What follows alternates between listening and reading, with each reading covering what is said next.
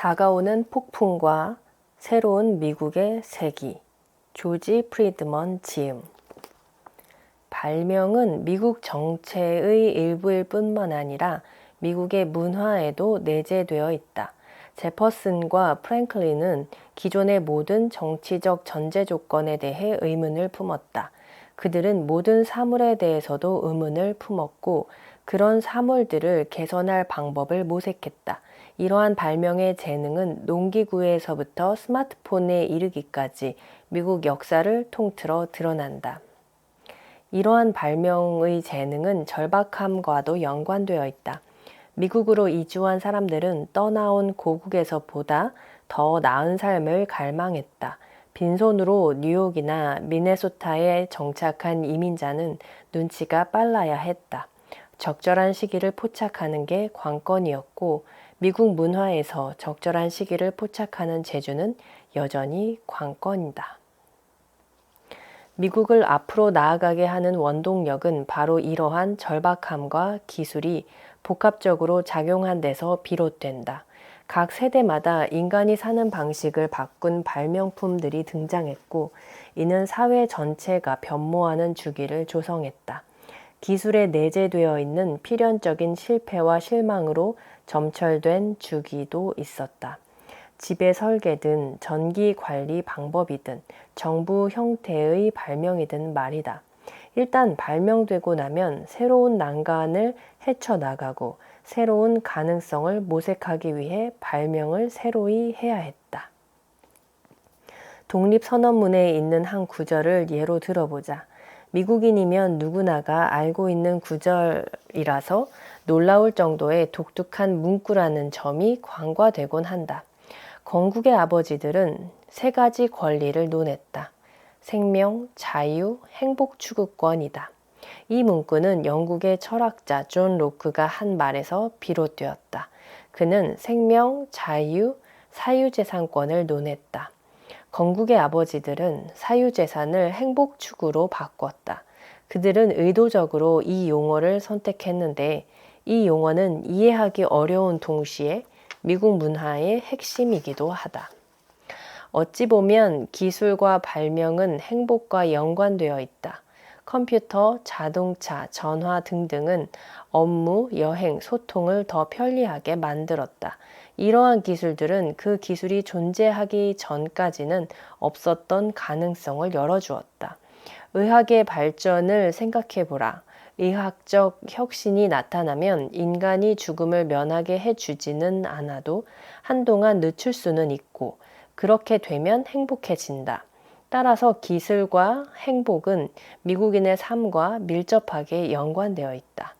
심지어 기술이 때로는 사랑과 신에 대한 믿음 같은 다른 형태의 행복을 대체하기까지 한다.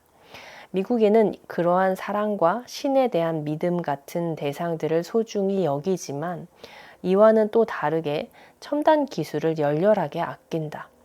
미국 정부의 발명을 논하자면 우선 일반적인 의미에서 발명을 논해야 하고 그 다음 행복을 논해야 한다.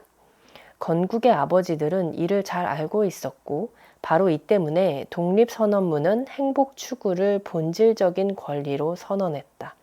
그리고 이 때문에 당혹스러운 문제가 발생한다. 행복 추구는 미국의 문화를 규정한다. 의무와 사랑과 자선 등 미국의 문화를 규정하는 다른 경로들이 없다는 얘기가 아니다. 하지만 이 모두가 행복이라는 하나의 목적을 추구한다는 게 핵심이다. 행복은 대단히 개인적인 개념이고 사람마다 행복의 정의는 제각각이다. 누구든지 자기 나름대로 행복을 규정할 수 있다. 그렇다면 자유의 정의는 분명해진다. 자유는 행복을 추구하는 데 필요한 전제 조건이다. 자유는 자기 나름대로 행복을 규정할 자유를 뜻한다. 행복은 미국의 감성이라는 동력을 공급한다. 행복 추구를 기본권으로 명시한 나라는 미국밖에 없다. 그러나 행복이 있으면 절망도 있듯이 기술은 새로운 기술이 등장하면 쓸모 없어지기도 한다. 그러나 성취되어야 할 대상이 바뀌면 정체의 구조도 바뀌어야 한다. 그리고 통상적으로 국가의 제도가 바뀌면 고통이 수반되고 이러한 변화는 전쟁과 밀접하게 연관되어 있다. 제2장으로 넘어가겠다. 우선 미국의 영토를 살펴보아야 한다. 영토는 항구적이지만 미국에서 영토는 여러 차례 변했고 재창조되었다.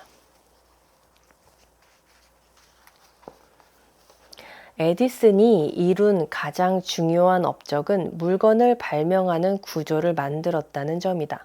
그는 뉴저지주 먼로파크에 최초로 산업연구 실험실을 세웠다.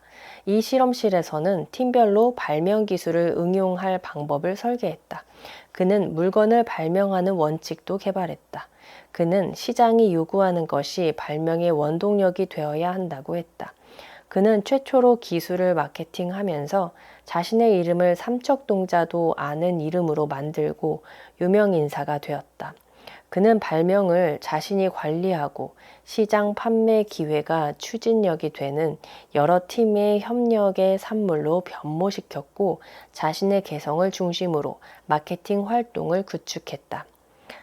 헨리 포드에서부터 스티븐 잡스에 이르기까지 소비자 상품을 판매하는 기술 전문가들을 보면 그 모델이 떠오른다. 혈혈단신의 발명가가 팀으로 대체된다. 발명의 목적은 기본적인 과학적 발견이 아니라 과학을 상품에 응용하는 일이다. 이러한 노력은 시장과 밀접하게 연관되었고 시장이 넓을수록 바람직하다.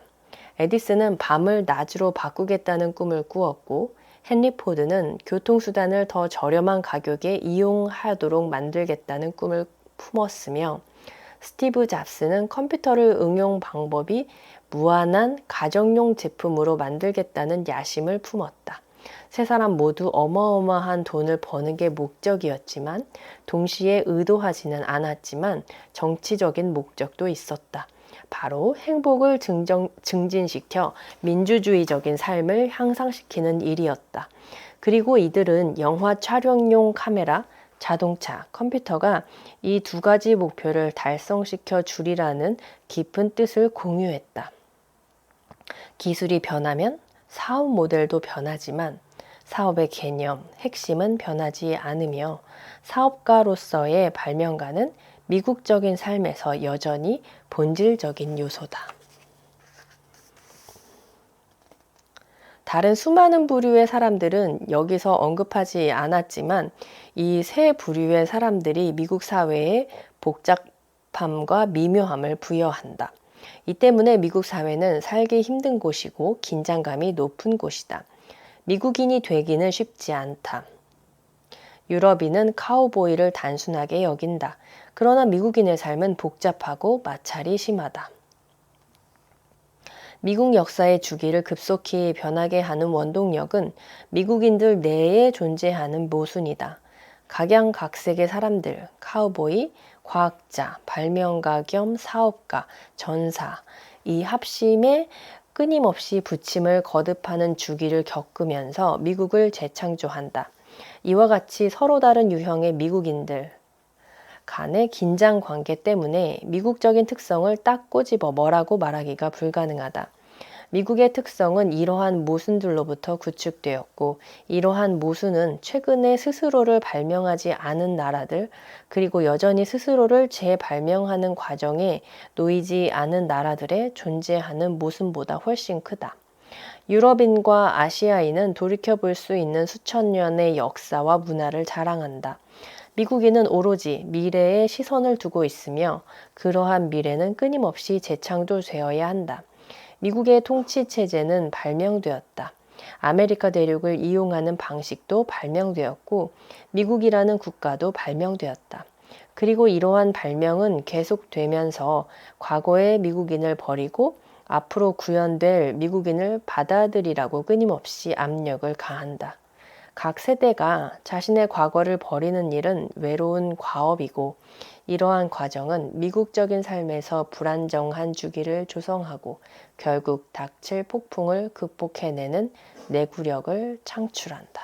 다음 제도적 주기는 2025년쯤 시작된다. 다가오는 네 번째 주기는 연방정부 그 자체에 대한 연방정부의 관계를 규정하게 된다.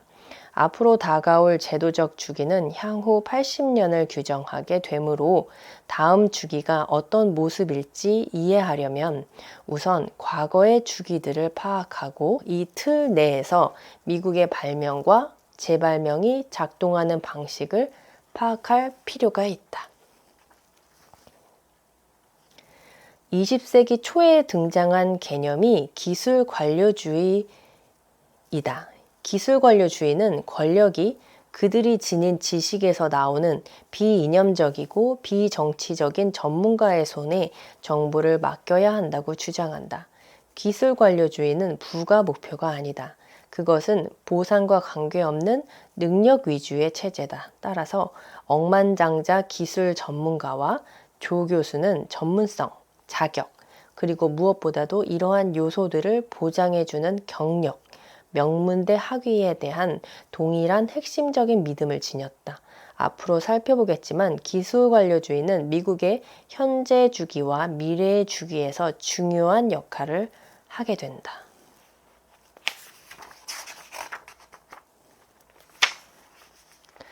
제도적 위기는 두 가지 원인에서 비롯된다. 첫째, 통치 계층과 기술 관료들이 권력과 부를 축적하면 자기들의 이익을 보호하는 방향으로 제도들을 바꾸기 시작한다.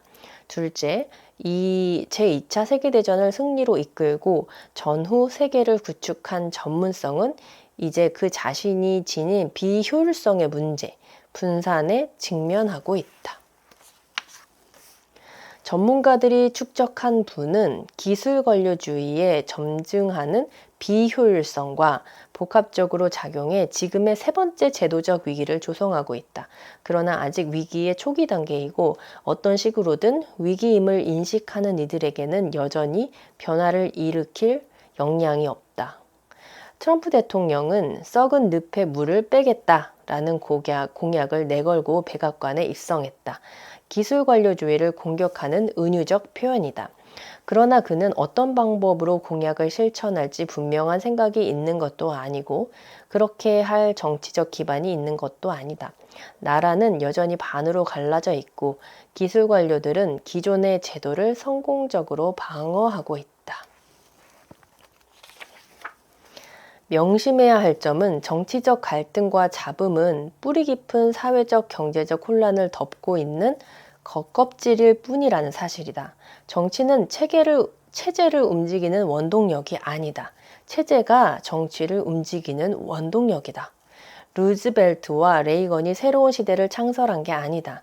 그들이 등장한 시대가 위기에 빠져 있었고 그 위기는 기존의 방법으로는 해결할 수 없었다. 과거와의 단절이 절실히 필요했고 루즈벨트와 레이건은 불가피한 이 과정을 주관했을 뿐이다. 지금까지 미국은 5차례의 사회 경제적 주기를 겪었다. 첫 번째 주기는 조지 워싱턴과 더불어 시작되어 존 퀸시 애덤스와 함께 막을 내렸다. 두 번째 주기는 앤드류 잭슨으로 시작해 율리시즈 S 그랜트와 더불어 마무리되었다. 세 번째 주기는 러더퍼드 B 헤이즈로 시작해 허버트 후보와 함께 막을 내렸다. 네 번째 주기는 프랭클린 루즈벨트와 함께 시작되어 지미 카터와 함께 막을 내렸다. 다섯 번째 주기는 로널드 레이건과 함께 시작되었고 2028년에 대통령에 선출될 아직 그 이름을 알 수 없는 누군가와 더불어 막을 내리게 된다. 대통령은 그저 도로 표지판일 뿐임을 명심해야 한다. 주기는 앞을 분간하기 힘든 심층부에서 꿈틀거리며 작동한다.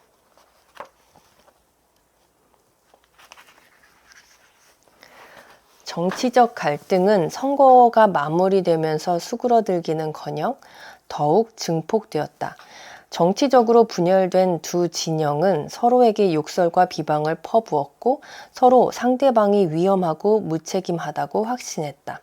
특히 인성에 관심이 집중되었다. 트럼프와 그의 정적들 그리고 첨예한 문제들로 불신의 골이 깊어졌고 온 나라를 집어삼켰다. 어쩌면 가장 중요한 사실은 정치적으로 분열의 골이 너무 깊어져서 많은 사람들이 자기와 의견이 다른 사람과는 상종도 하지 않았고 정치적으로 생각이 다르지만 서로 친하게 교류하는 이들을 찾기가 힘들어졌다는 것이다. 이러한 불화를 야기하는 원인은 트럼프나 클린턴에 대한 혐오감이 아니었다. 이는 그저 징후일 뿐이었다. 진짜 문제는 나라가 분열되어 있다는 데 있었다. 나라 전체가 사회적, 경제적, 제도적으로 제 기능을 하지 못하면서 증폭되는 갈등을 수습하느라 고군분투하고 있었기 때문이다. 2016년 선거는 전환기에 접어들기 시작할 때 예상되는 그러한 선거였다. 1968년에 시작된 혼돈을 기억하는가? 아니면 1876년 헤이즈와 틸든이 주고받은 난타전, 아니면 1824년 선거에서 애덤스와 잭슨이 주고받은 공방전을 기억하는가? 경제가 바뀌기 시작하면서 사회적 구조도 바뀐다. 불가피하게 적어도 체제의 일부분에서는 고통을 겪기 시작한다. 그 결과 정치적 갈등이 시작되고 이러한 갈등은 공포를 조장하고 해결책이 없어 보인다. 많은 이들이 이를 나라가 붕괴되는 징후라고 여기지만 사실 이는 급속하게 변하는 과정에서 나라가 질서정연한 변화를 겪는다는 증거일 뿐이다.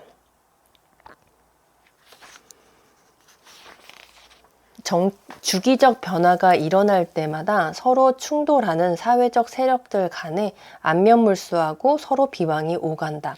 이는 결코 새로운 현상이 아니다. 1960년대에 중산층에 대한 반전 세력, 반기득권 세력의 태도가 그러했다. 어떤 의미에서 보면 이처럼 두 진영으로 나뉘었다는 것도 허구일지 모른다. 같은 진영 내에도 무수히 분열된 더 작은 세력들이 존재하기 때문이다. 그러나 같은 진영 내에 있는 무수히 작은 세력들은 공동으로 혐오하는 대상이 있다. 한 진영은 또 다른 진영이 거칠고 진정성이 없다고 매도한다. 이렇게 매도를 당하는 진영은 상대방을 향해 반역적이고 방정에 가까운 원칙들을 표방한다고 매도한다. 그러한 독설의 정확한 의미는 중요하지 않다. 이는 1980년에는 없었던 현상이다. 서로에 대해 느끼는 역겨운 감정을 표현하는 용어가 중요한 게 아니라 도저히 타협이 불가능해 보이는 양 진영으로 나라가 쪼개진다는 게 문제다. 정치적으로 불안정한 시기에는 부정적인 정서나 독설을 확산시키는 주범이라고 비난을 받는 새로운 소통 기술이 존재한다는 사실이 매우 흥미롭다. 1960년대에 그 장본인은 TV였고 국민은 이 새로운 매체를 수동적으로 받아들이는 피해자가 되었다. 1920년대에는 영화가 그 역할을 하면서 집단적인 정서와 방종을 확산시켰고 라디오도 이에 편승해 사건의 즉각적인 보도에 열을 올렸다. 늘 비난의 대상이 새로운 형태의 매체가 존재하지만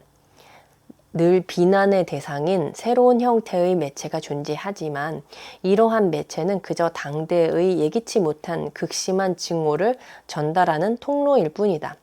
인터넷 덕분에 소셜미디어를 통해 수백만 명이 전례 없는 방식으로 자신의 주장을 펼치고 다른 이의 주장을 접하지만 인터넷과 소셜미디어 사용자들은 부족처럼 나뉘어 끼리끼리 교류한다. 그들은 이미 자신의 견해와 일치하는 견해를 지닌 사람들을 팔로우하면서 자신이 지닌 감정을 더욱 강화한다. 인터넷의 유유상종 성향은 생각이 다른 이들의 침투를 제약한다. 폭스와 MSNBC를 시청하는 사람들이 당파적으로 갈라지듯이 말이다. 이러한 분열과 적대감은 새로울 게 없다. 사회적, 경제적 주기가 바뀔 때면 분열과 적대감은 늘 존재한다. 레이건 이전에 미국은 중산층과 이에 맞서는 문화계층으로 분열되었다. 루즈벨트 전에는 공산주의 색깔론, 휴이 롱의 포퓰리즘이 있었고 소규모 마을 거주자들과 부유층이 도시 거주 이민자들과 대립했다. 헤이즈 전에는 남북전쟁이 있었고 이러한 분열의 사례는 계속 이어진다. 적대감도 새로울 게 없고 새로운 통신수단 탓도 새롭지 않다. 새로운 주기로 변환하는 과도기, 특히 첫 단계에서는 일반 대중의 분노가 증폭되는데 이는 보통 점증하는 경제적, 사회적 고통과 관련이 있다. 현재 미국이 목격하는 현상은 약간 다르다. 이번엔 기존의 주기와 새 주기 사이의 전환기가 독특한 점은 인터넷이나 갈등이 아니라 앞서 말한 바와 같이 사회 경제적 주기와 제도적 주기가 거의 동시에 위기에 도달한다는 점이다. 이에 가장 근접한 전환기가 한 번 있기는 했다. 두 주기의 전환기가 15년 간격을 두고 일어났다. 바로 1929년 경제대공황의 형태로 사회경제적 위기가 일어나고 제2차 세계대전 끝 무렵인 1945년에 제도적 전환기를 맞았을 때이다. 그러나 주기들은 언제나 실패로 마무리되었고 현재 역사상 최초로 두 주기가 동시에 실패하게 되는 상황을 맞게 된다. 각 주기의 실패는 정치 체제에 스트레스를 가한다. 이런 경우에는 전례 없는 스트레스를 정치 체제에 가하게 되고 미국 국민은 이미 이를 체감하고 있다.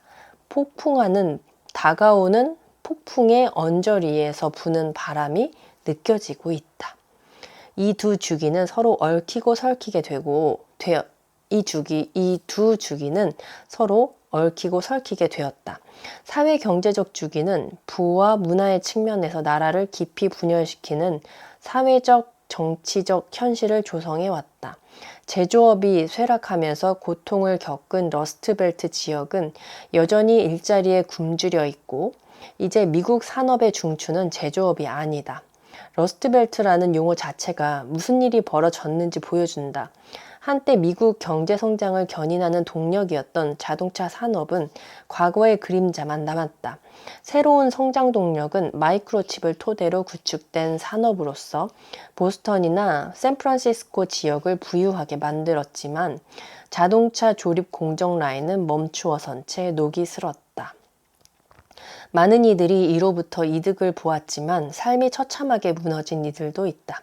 갈등의 골은 깊고 불가피하며 경제 부문을 넘어 전통적인 제도에 뿌리를 둔 계층과 전통을 뒤로 하려는 계층 간의 문화적 반목으로까지 이어진다.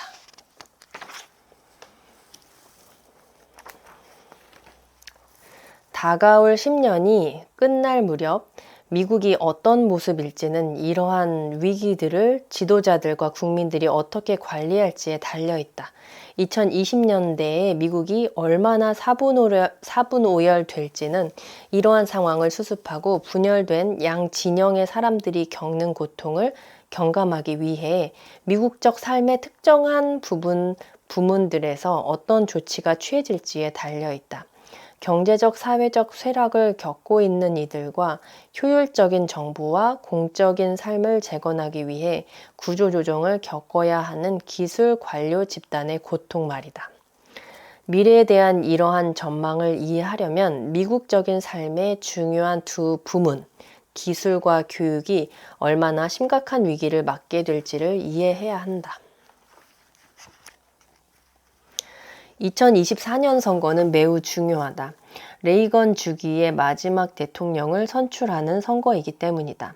지미 카터나 허버트 후보와 마찬가지로 2024년에 당선될 대통령도 심각한 경제적, 사회적 문제에 직면하게 되고 이를 해결하기 위해 레이건 시대의 기본적인 원칙들을 적용하게 된다. 세율을 낮추고 규제를 줄이는 원칙 말이다. 어느 당이 집권하든 마찬가지다. 그러나 레이건 대통령이 해결하려 한 문제는 자원 부족이었고 세율을 낮추면 이 문제를 해결하는 데 도움이 되었다.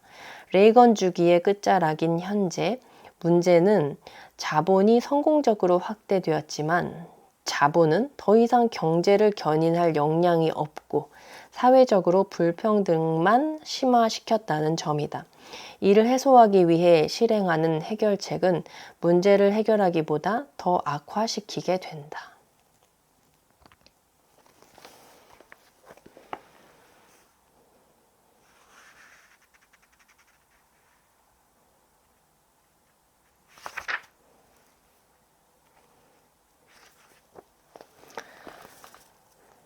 2026년은 미국에게 기념비적인 해다. 독립선언문에 서명한 지 250주년이 되는 해이고, 아메리카에 정착한 이들이 자신들을 하나의 국민이라고 선언하고 전쟁으로 가는 길을 택해 승산이 없는 전쟁에서 승리한 다음 국민이 되는 데서 그치지 않고 지구상에 없던 전혀 새로운 통치체제를 탄생시킨 지 250주년 되는 해이기도 하다. 이 모두가 1776년 7월 4일에 시작되었고, 앞서 살펴본 바와 같이 미국의 역사는 미국 나름의 독특한 방식으로 현재 진행형이다. 미국은 고요한 시대를 막기 위해서 반드시 폭풍을 겪어야 하는 나라이다. 미국인은 현재와 미래에 매달리고 과거를 잘 기억하지 못하기 때문이다. 이번처럼 서로에게 무례하게 굴고 격렬하게 반목했던 시기가 과거에는 결코 없었다고 믿는 경향이 있다. 미국은 모든 게 붕괴되기를 기다렸다가 막상 붕괴되면 이를 야기한 이들, 자신과 의견이 다른 이들을 혐오한다. 스스로 옳다고 확신에 차서 자신이 경멸하는 이들에 대해 때로는 사리를 느끼기도 한다. 그러고 나면 가용 원료를 이용해 역사의 패턴을 그대로 반복한다. 세계 속에서 미국의 힘은 저절로 유지된다. 어마어마한 경제력과 군사력, 그리고 상대방을 매료시키는 문화를 지닌 미국 같은 나라의 힘은 미국이 증오의 대상이라고 해서 쇠락하지 않기 때문이다. 제국은 하나같이 증오와 질투의 대상이다. 증오도 질투도 제국의 힘을 약화시키지는 못한다. 미국이 건국에서 불변인 것, 미국인의 권리와 헌법은 미국의 신중함과 무모함 둘 다의 원동력으로 작용한다. 그리고 이 두 가지 특징이 복합적으로 작용하면서 미국은 거의 250년에 걸쳐 안정과 혼돈을 반복하며 진화해 왔다. 그리고 그 과정이 멈추리라는 증거는 어디에도 없다. 현재 미국이 겪는 폭풍은 미국의 역사와 미국인의 삶에서 이 시기에 당연히 겪어야 하는 현상일 뿐, 그 이상도 그 이하도 아니다. 그래서 미국에 관해서 이해하기에 좋은 책이었던 것 같습니다. 추천드려요. 감사합니다. 역대 최고였고 역대 최악이었고 지혜가 충만한 시대였고 더할 나위 없이 어리석은 시대였고 확신이 팽배한 시대였고 불신이 만연한 시대였고 빛이 충만한 시대였고 칠흑 같은 암흑의 시대였고 희망이 샘솟는 봄이었고 절망이 짓누르는 겨울이었다. 우리는 부족함이 없었고 우리는 빈털털이었다. 우리 모두 천국으로 직행할 운명이었고 우리 모두 지옥으로 직행할 운명이었다. 거두절미하고 그 시대는 현재와 같았다. 가장 설레발치는 권위자들이 자신은 선을 또는 악을 인지했다고 우기면서 그 현상을 오로지 비교할 대상이 없는 최상급 형용사로 표현하기를 고집한 시대 말이다. 찰스 디킨스.